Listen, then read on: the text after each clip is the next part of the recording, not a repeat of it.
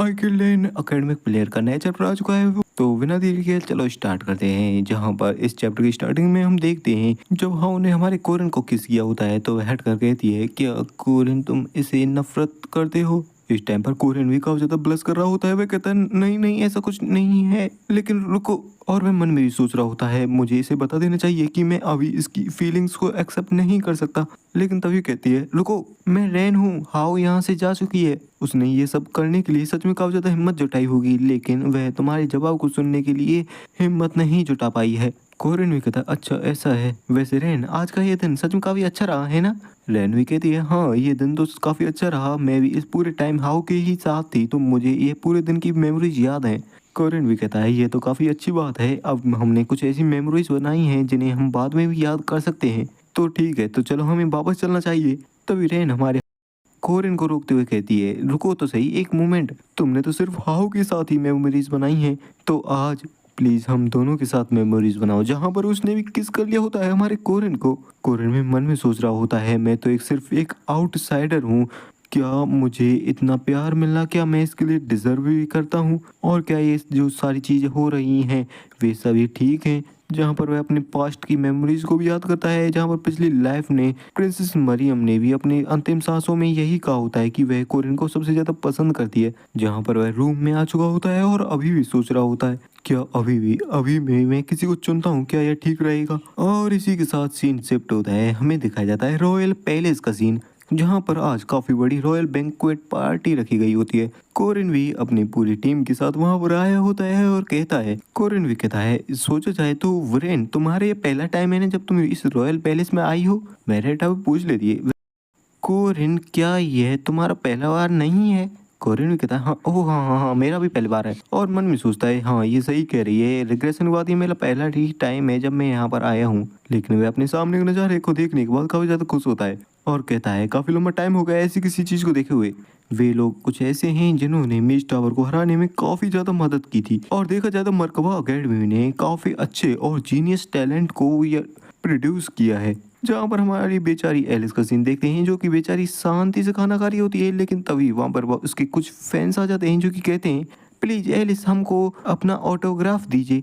Alice तो बेचारा खाना खानी चाहती थी लेकिन क्या करे वह भी मना करती है लेकिन वे नहीं मानते। कोरिन भी इन सारे सीन को देखकर काफी ज्यादा खुश होता है और मन में सोच रहा होता है हमने यहाँ पर आने से पहले तक सिर्फ ट्रेनिंग के अलावा कुछ नहीं किया था। और वैसे भी अभी हमने हमने इमेज टावर को भी हराया है तो हमें आज के लिए तो कम से कम रेस्ट ले ही लेनी चाहिए। ऑफ कोर्स मेरे पास भी अभी काफी ज्यादा काम है करने के लिए। तभी अनाउंसमेंट होती है राजा और रानी आने वाले हैं। फिर वहां पर एंट्री होती है किंग और उसकी क्वीन के साथ उसकी दोनों प्रिंसेसेस की।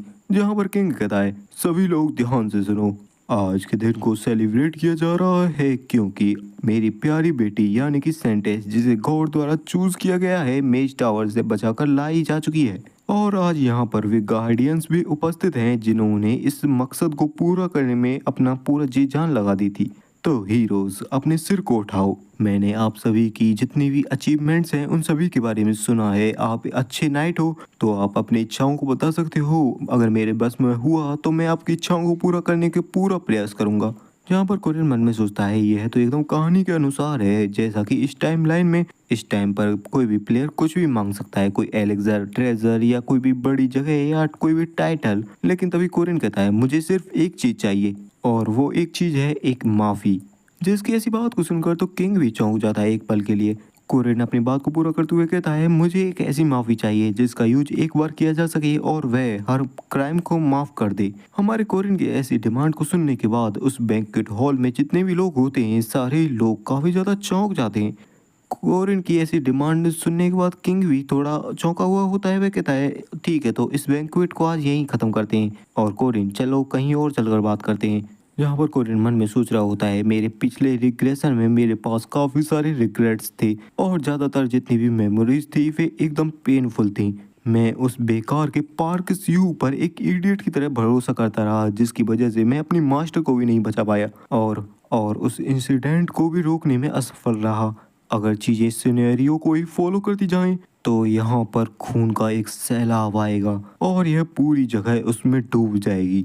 और पिछली बार तो मैं उसे रोकने में फेल हो चुका था, लेकिन इस बार चीजें एकदम डिफरेंट हैं और इसके लिए मुझे जिस चीज की सबसे ज्यादा जरूरत है वह है किंग कहता है तो तुम्हें चाहिए एक माफी, एक ऐसी माफी जो कि तुम्हारे हर क्राइम को माफ कर दे, है ना? वैसे तुम्हारी इस बात को सुनने के बाद मुझे ऐसा क्यों महसूस हो रहा है कि तुम कोई क्राइम कमिट करने वाले हो आगे चलकर। ठीक है, तो यहाँ पर ज्यादा लोग नहीं हैं, तुम बता सकते हो कि आखिरकार तुम्हारा प्लान क्या है?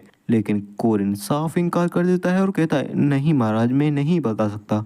किंग भी कहता है ओह ठीक है, तो अच्छा ऐसा है, ठीक है तो मैं तुम्हें माफी देता हूँ जो कि तुम्हारे हर क्राइम को माफ करेगी, लेकिन देशद्रोह या राज परिवार में किसी की भी हत्या के क्राइम को कभी भी माफ नहीं किया जाएगा। क्या तुम अब इससे सेटिस्फाई हो?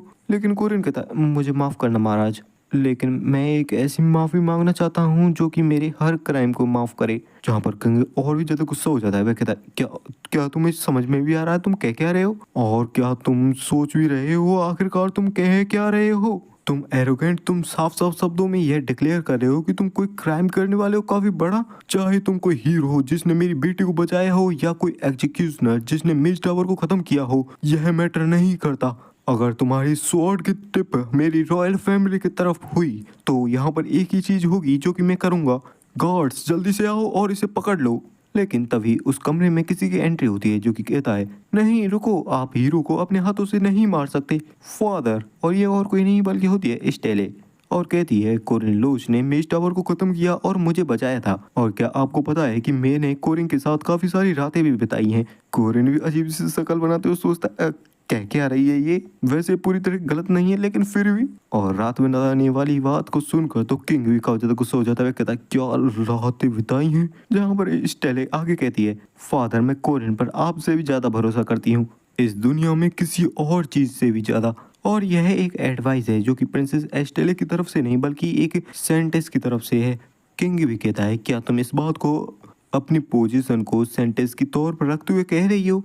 स्टेले भी कहती है हाँ फादर। कोरिन भी उसके हाथों को देखते हुए सोचता है यह बात कह रही है कि यह मुझ पर दुनिया में किसी और से भी ज्यादा भरोसा करती है, लेकिन इसके हाथ अभी भी कांप रहे हैं। हाँ मैं देख सकता हूँ इसकी टाइमिंग सच में काफी ज्यादा जल्दी है, लेकिन एस्टेले इस ऑर्डर के सीक्रेट्स को अनकवर करने वाली है जिसमें उसे मेरी भी जरूरत पड़ेगी ही, और अगर स्टेले का सपोर्ट मेरी तरफ रहेगा तो यहाँ पर एक चांस रहेगा। लेकिन तभी पीछे से किसी की आवाज आती है जो कि कहता है देखो तो सही सामने का दृश्य कितना रोमांचक है, और सर कोरिन भी काफी ज्यादा एंटरटेनिंग है।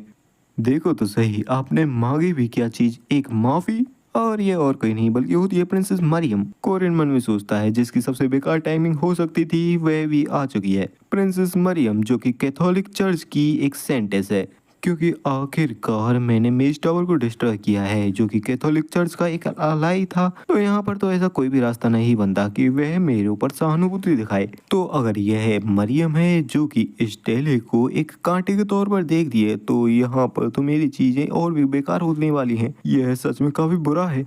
जहाँ पर मरियम कहती है फादर आप इसे माफी दे दो, वैसे मैं घुटने तो टेकने वाली नहीं हूँ, लेकिन ऊपर से एस्टेले को घुटनों पर टिका हुआ देखकर यह व्यू सच में काफी अच्छा है। और फादर आपको पता है मैं इतनी इजी जाने वाली नहीं हूँ, तो आपको ये करना होगा। उसके फादर भी काफी परेशान होते हैं, जहाँ पर एस्टेले भी खड़ी हो जाती है और किंग कहता है दो सेंटेंस या मानो तो दो प्रिंसेस इस किंगडम की तुम्हारी तरफ खड़ी हुई हैं कोरिन, और वैसे देखा जाए तो मेरी दोनों बेटियां एक ट्रेटर का साथ दे रही हैं।